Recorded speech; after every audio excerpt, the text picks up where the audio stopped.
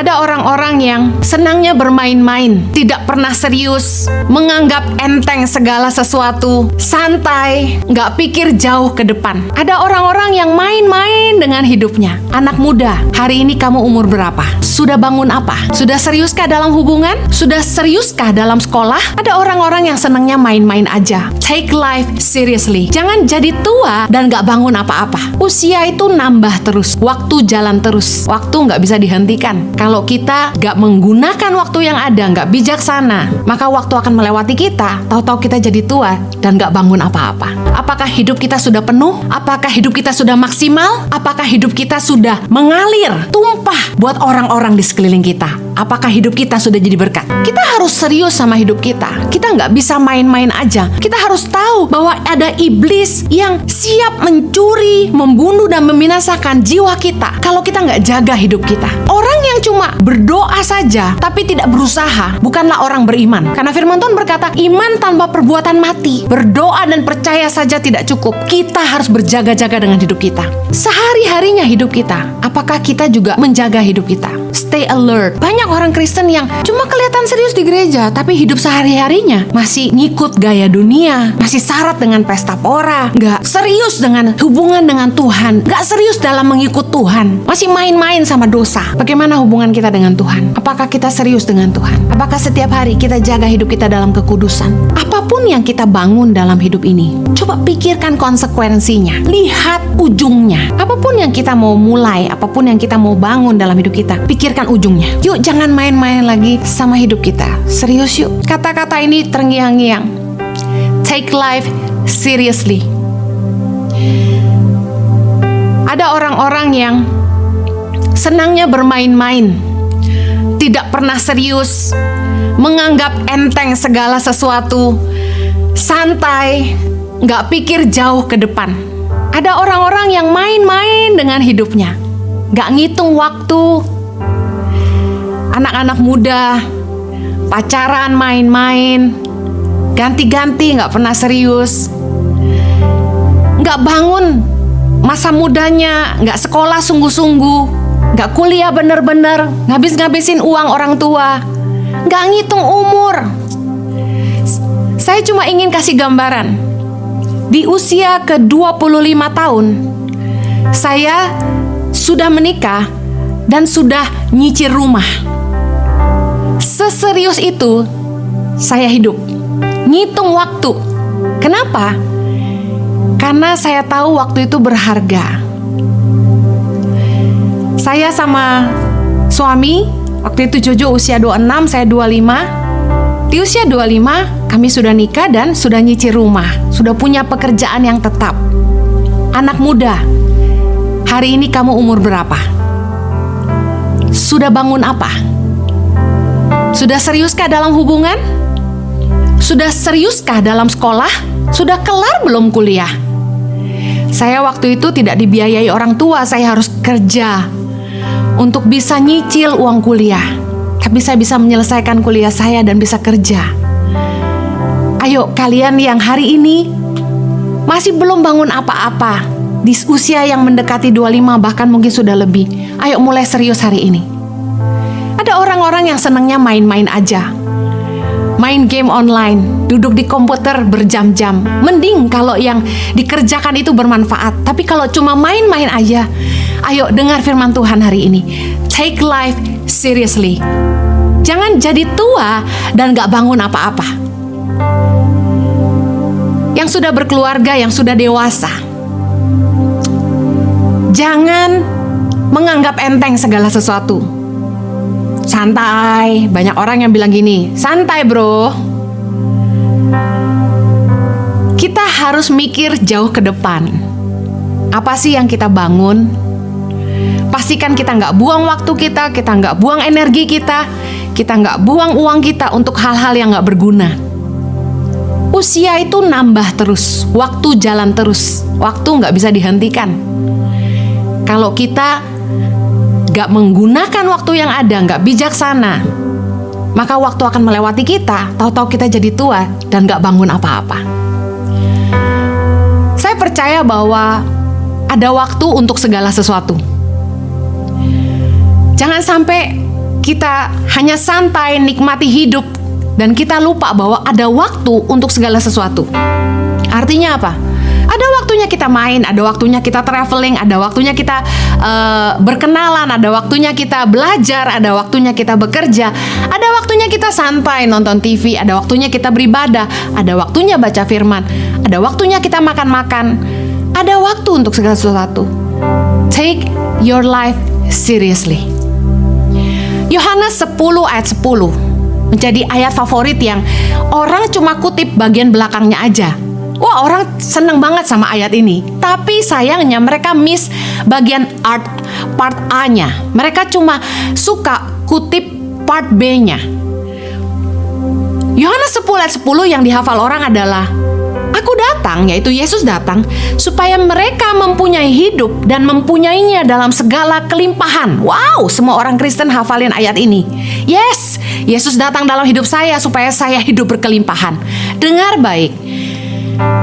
Di awal dikatakan begini, Yohanes 10 ayat 10, pencuri datang hanya untuk mencuri dan membunuh dan membinasakan. Siapa pencuri ini? Iblis. Ia datang untuk mencuri, membunuh, dan membinasakan. Baru aku datang, yaitu Yesus datang, supaya kita mempunyai hidup dan mempunyainya dalam segala kelimpahan. Saya suka terjemahan Amplified Bible untuk John 10:10. Dikatakan begini, The thief comes only in order to steal and kill and destroy. I came that they may have and enjoy life and have it in abundance to the full till it overflows. Artinya apa? Pencuri itu datang untuk mencuri, membunuh, dan membinasakan. Tetapi Yesus datang supaya kita memiliki hidup, menikmati hidup, dan memilikinya di dalam kelimpahan, yang artinya sampai penuh, sampai tumpah buat orang-orang di sekitar kita. Apakah hidup kita sudah penuh? Apakah hidup kita sudah maksimal? Apakah hidup kita sudah mengalir, tumpah buat orang-orang di sekeliling kita? Apakah hidup kita sudah jadi berkat? Dengar baik, jangan hanya fokus di ayat yang B, tapi fokus juga di ayat yang A, bahwa ada iblis yang datang untuk mencuri, membunuh, dan membinasakan.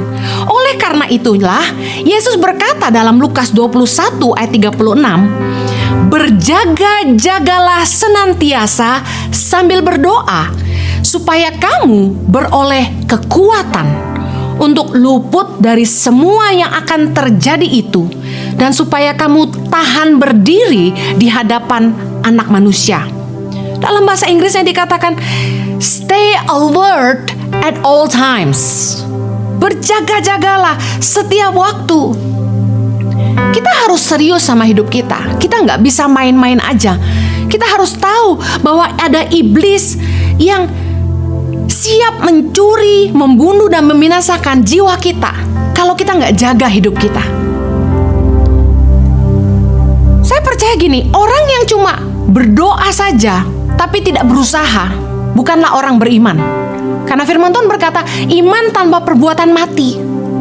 Santai bro, kita kan percaya. Berdoa dan percaya saja tidak cukup. Kita harus berjaga-jaga dengan hidup kita. Iman tanpa perbuatan mati. Dengar baik, 1 Petrus 5 ayat 8 bilang gini, sadarlah dan berjaga-jagalah. Lawanmu si iblis berjalan keliling sama seperti singa yang mengaum-ngaum dan mencari orang yang dapat ditelannya. Mata rohani kita yang harusnya bisa melihat bahwa di sekeliling kita ada singa yang mengaum-ngaum, ada iblis yang siap menelan jiwa kita. Oleh karena itu firman Tuhan katakan kita harus sadar dan berjaga-jaga. Jangan cuma main-main sama hidup kita.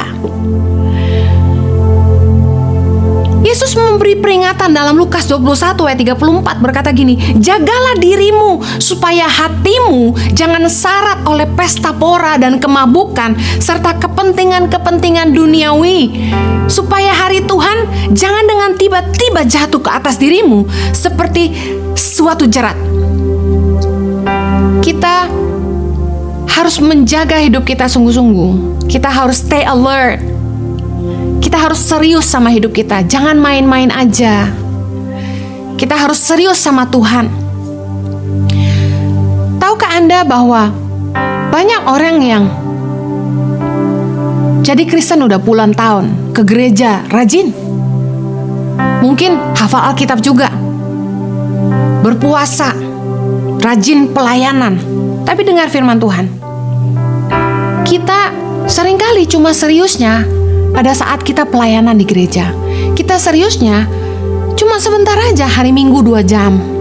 Itu pun kalau kita serius. Karena banyak orang yang ibadah cuma 1 jam ibadah online, tapi gak serius. Sehari-harinya hidup kita, apakah kita juga menjaga hidup kita? Stay alert. Kita harus serius sama hidup kita. Jangan main-main, apalagi main-main dengan dosa. Yesus memberi nasihat firman Tuhan. Jaga diri kita, jangan syarat sama pesta pora, kemabukan, serta kepentingan-kepentingan duniawi. Banyak orang Kristen yang cuma kelihatan serius di gereja, tapi hidup sehari-harinya masih ngikut gaya dunia, masih syarat dengan pesta pora, nggak serius dengan hubungan dengan Tuhan, nggak serius dalam mengikut Tuhan, masih main-main sama dosa. Masih sibuk dengan hidup duniawi, hutang sana sini. Cuma fokusnya happy-happy, main-main. Sepedaan. Lagi musim sepeda, beli sepeda. Main-main dengan apa yang kita bisa nikmati dunia nih. It's fine, kita harus enjoy hidup kita, yes. Tapi dengar firman Tuhan, kita juga harus berjaga-jaga. Bagaimana hubungan kita dengan Tuhan? Apakah kita serius dengan Tuhan? Apakah setiap hari kita jaga hidup kita dalam kekudusan? Apakah setiap hari di tempat kerja kita jujur dalam berdagang? Kita membawa Tuhan serta dalam pertimbangan hati kita ketika kita mau buat keputusan dalam menjalankan pekerjaan usaha kita. Apakah kita sungguh-sungguh dengan Tuhan? Saya mau bilang begini, jangan sampai dalam hidup kita diperhamba oleh apapun. Jangan sampai kita addicted, punya adiksi terhadap apapun selain kepada Tuhan. Jangan sampai kita masih hidup di dalam dosa. Jangan main-main lagi dengan dosa. Jangan main-main lagi dengan hidup kita.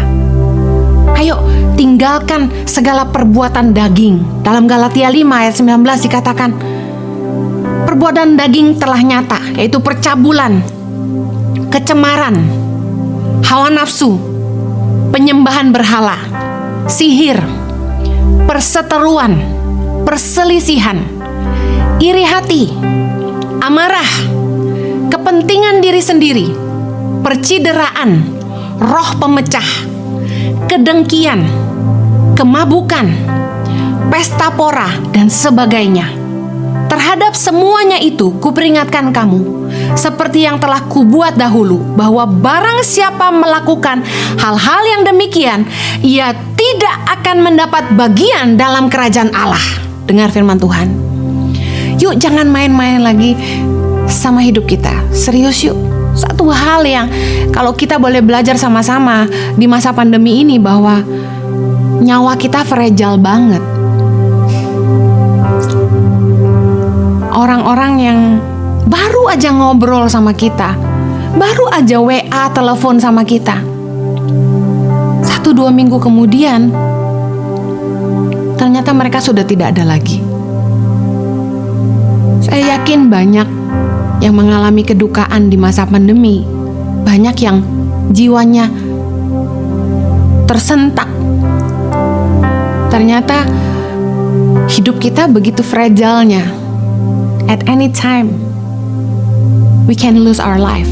Kita bisa kehilangan hidup kita. Satu hal penting yang harus jadi pelajaran bagi kita. Kita harus jaga hidup kita. Jangan lagi main-main dengan dosa. Don't be addicted to sin. Yesus sudah membebaskan kita, jangan sampai lagi kita jadi hamba dosa.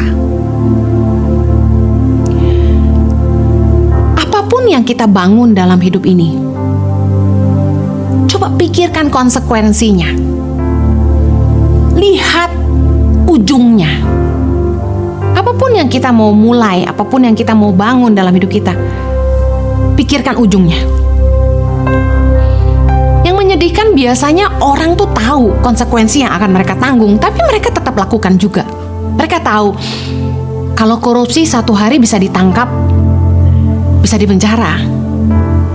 Orang tahu kalau mencuri bisa dihukum, tapi orang tetap mencuri. Orang tahu kalau kerja nggak bener nanti bisa dipecat, tapi orang tetap kerja nggak bener. Menyedihkan. Amsal 14 ayat 22 mengatakan gini, ada jalan yang disangka orang lurus, tapi ujungnya menuju maut. Coba introspeksi diri dalam semua yang kita sedang kerjakan, apa yang sedang kita bangun hari ini, hubungan yang kita sedang bangun hari ini. Mari lihat ujungnya kemana. Karena firman Tuhan berkata ada jalan yang disangka orang lurus, tapi ujungnya menuju maut. Kalau Anda tahu Anda sedang main-main di jalan yang ujungnya menuju maut, hentikan hari ini juga. Jangan memulai tahun 2021 dengan keputusan yang salah. Hentikan apa yang salah yang kita sudah bangun di tahun 2020. Ayo introspeksi. Biasanya mengawali tahun baru orang suka bikin resolusi di tahun yang baru. Tapi berapa banyak kita yang akhirnya gak mengerjakan apa yang kita katakan kita akan lakukan. 2021, dengar firman Tuhan. Jaga hidup sungguh-sungguh, jangan lagi main-main dengan dosa.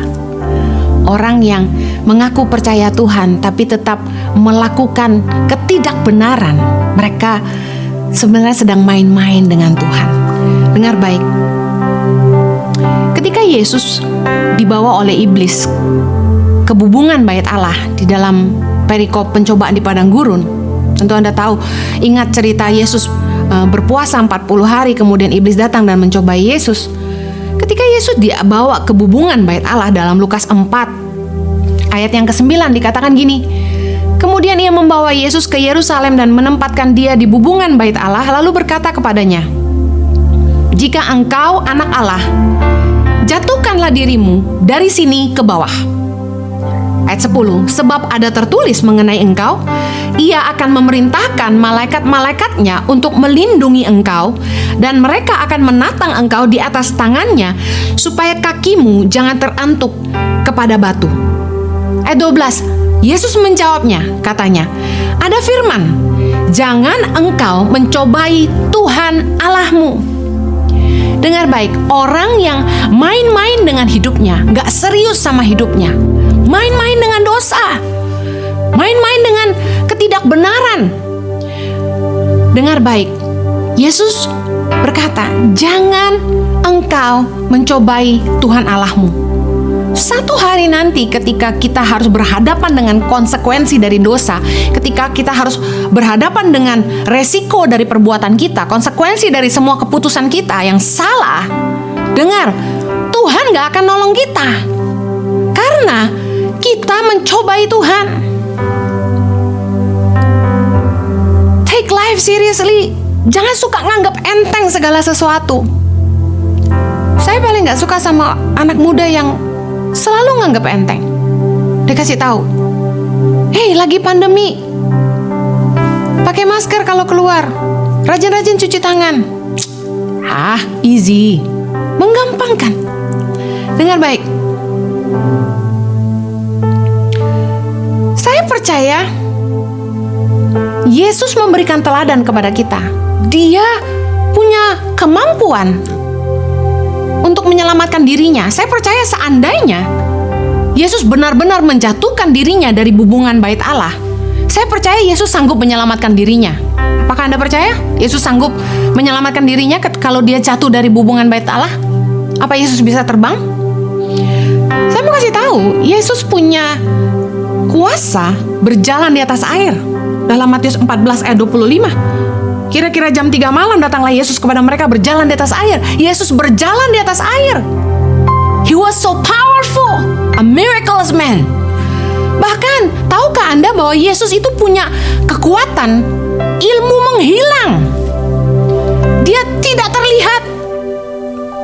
Lukas 4 ayat 28. Mendengar itu sangat marahlah semua orang yang di rumah ibadat itu. Ayat 29. Mereka bangun lalu menghalau Yesus keluar kota dan membawa dia ke tebing gunung, tempat kota itu terletak, untuk melemparkan dia dari tebing itu. Tetapi ia berjalan lewat dari tengah-tengah mereka lalu pergi.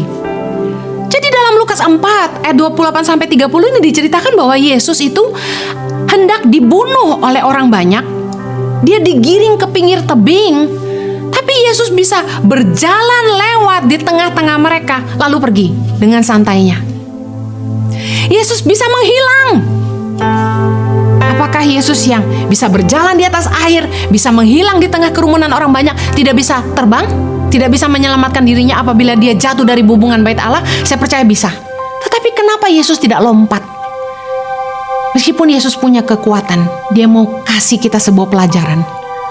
Meskipun kita punya iman, meskipun Tuhan sanggup menolong kita, jangan mencobai Tuhan Allahmu. Seriuslah dengan hidup kita. Walaupun Anda berkata bahwa Anda percaya Yesus, Anda rajin berdoa, Anda rajin puasa, Anda hafal ayat-ayat firman Tuhan, tapi apabila Anda tidak bijaksana dengan hidup Anda sedang mencobai Allah. Saya nggak peduli seberapa rohani hidupmu, tapi kalau kamu nggak bijaksana dengan hidupmu, engkau sedang mencobai Allah. Saya percaya orang yang beriman itu melakukan firman Tuhan. Gak mungkin orang mengaku percaya Tuhan tapi tidak melakukan kebenaran. Orang yang mengasihi Tuhan pasti melakukan kebenaran firman. Dengar baik. Saya jujur agak jengkel dengan gereja-gereja yang masih memaksakan ibadah onsite di tengah-tengah masa pandemi. Beberapa gereja menghubungi saya dan suami saya untuk kami melayani onsite di gereja di tengah-tengah masa pandemi. Saya jelas menolak karena menurut saya nggak bijak sekali kita nantang Tuhan. Bahkan ada orang-orang yang komentar begini, di mana imanmu? Kok hanya gara-gara corona langsung nggak ibadah? Di mana imanmu? Kok langsung gereja tutup dan sebagainya? Saya mau bilang gini, jangan mencobai Tuhan. Kalau kita ngerti firman Tuhan, Tuhan berkata, mana yang lebih penting? Menyelamatkan nyawa orang atau membinasakannya? Kalau kita ngerti, kita gak boleh kumpul banyak-banyak untuk ibadah, tapi kita maksa. Kita harus mikir bagaimana dengan keselamatan orang-orang yang akan hadir apabila kita memaksakan ibadah dijalankan. Pemerintah sudah menetapkan, tapi kita lawan dengan alasan iman. Saya percaya kita harus berhikmat. Saya bilang sama staf saya, sorry, tolak aja undangan-undangan di masa corona. Saya nggak mau menghantar nyawa, mengorbankan orang-orang di sekeliling saya. Apabila saya sampai menerima undangan itu, lalu saya terpapar, lalu saya pulang dan menularkan yang lainnya.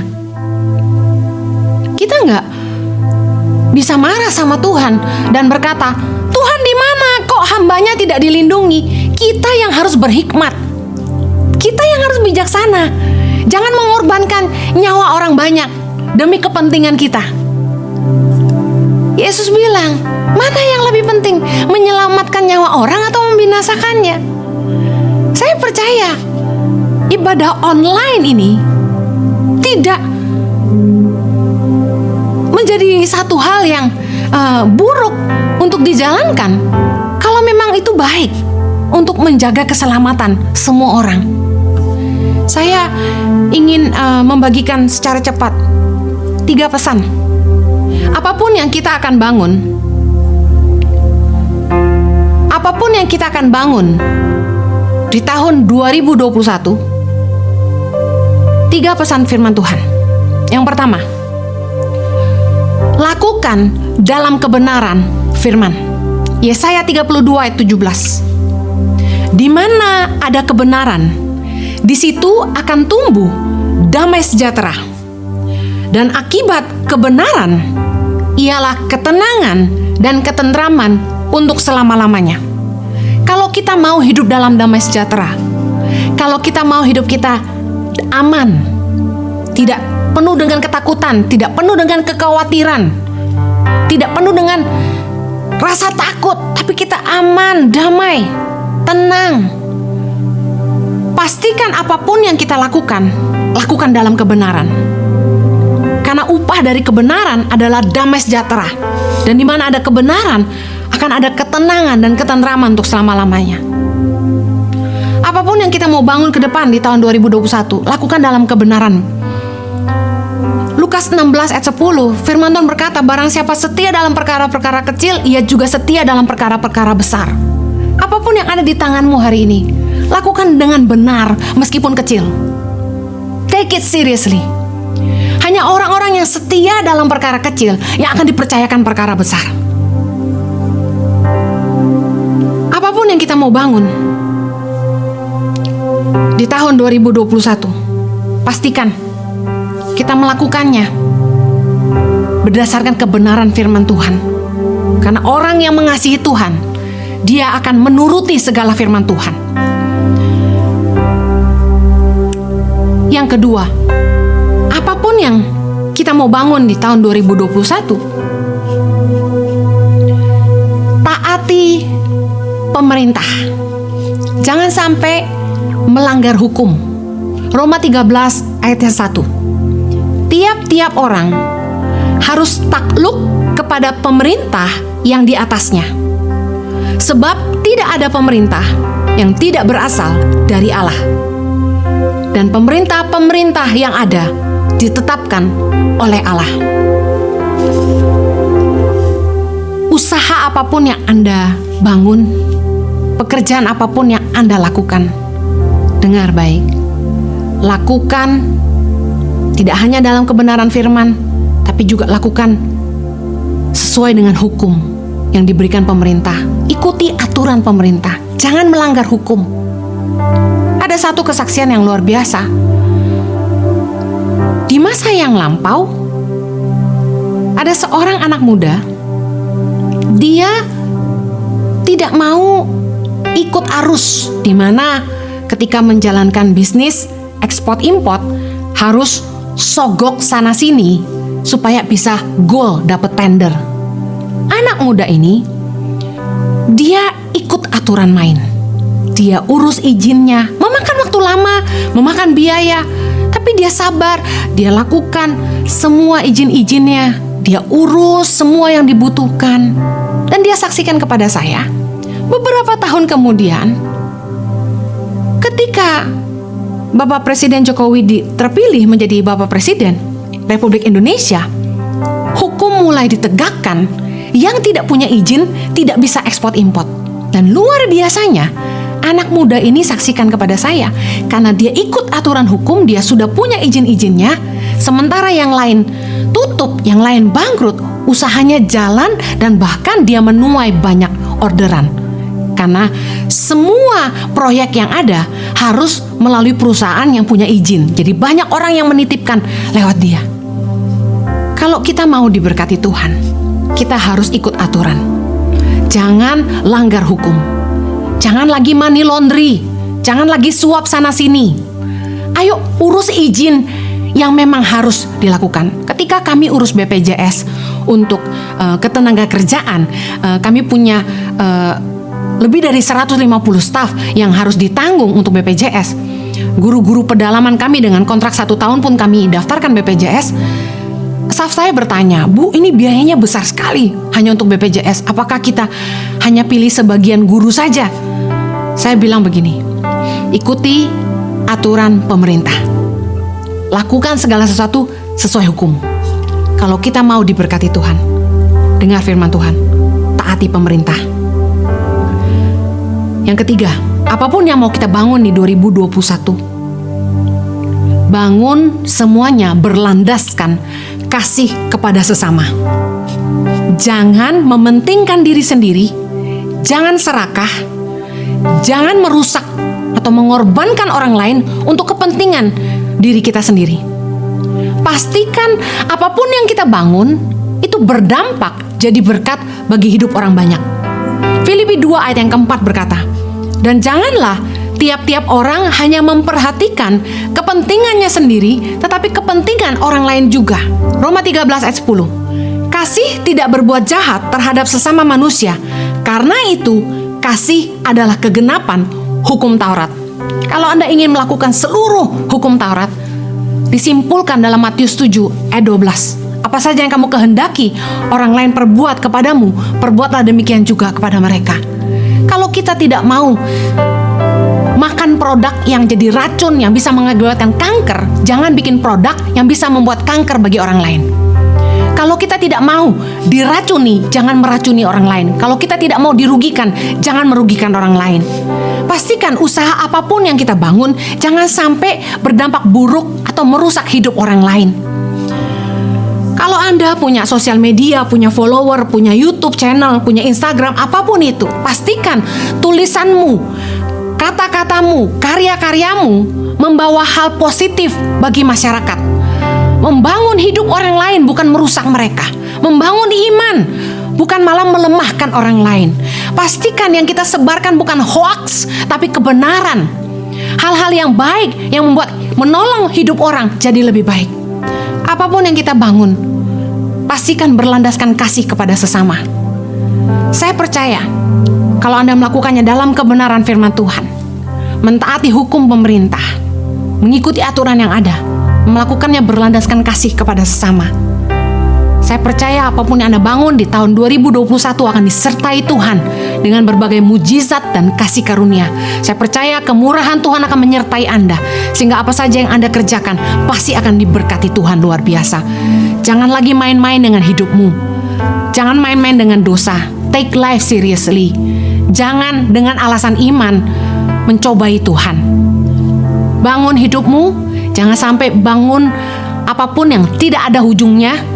Pastikan bijaksana dengan waktu, bijaksana dengan hidupmu. Tuhan Yesus memberkati.